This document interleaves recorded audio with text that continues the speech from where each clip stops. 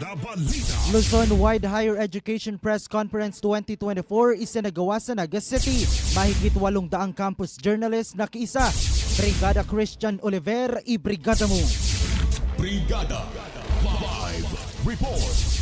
Makalipas ang 5 taon na pagkakatigil dahil sa pandemya, isinagawa ng muli ang Luzon-wide Higher Education Press Conference. Sa lungsod ng Naga, nasa mahigit 850 mga kalahok, partikular na ng mga campus journalist mula sa Ilocos, Cagayan Valley, Central Luzon, Calabarzon, Mimaropa, Bicol at Cordillera. Sa panayam ng Brigada News FM Naga, binigyang diin ni Dr. Claribel Haber, ang Conference Chair ng Association of Luzon-wide Tertiary Press Advisors, ang mahalagang papel ng mga campus journalist bilang tagapagtaguyod ng katotohanan at mahalagang impormasyong dapat malaman ng publiko. Of course, importante yung role ng mga student journalists because they are of course bearers of truth. They express themselves. So mahalaga yung mga opinions ng ating mga writers, and of course we are always on for truth. Ayon naman kay Brian Dumanico, isang editorial writer at isa sa mga kalahok mula pa sa probinsya ng Sorsogon, bagaman may kaba, maganda ang kanyang naging karanasan sa 3 araw na kompetisyon dahil bukod sa nabigyan siya ng pagkakataon na makihalubilo sa mga kapwa mamamahayag ay marami rin siyang natutuhan.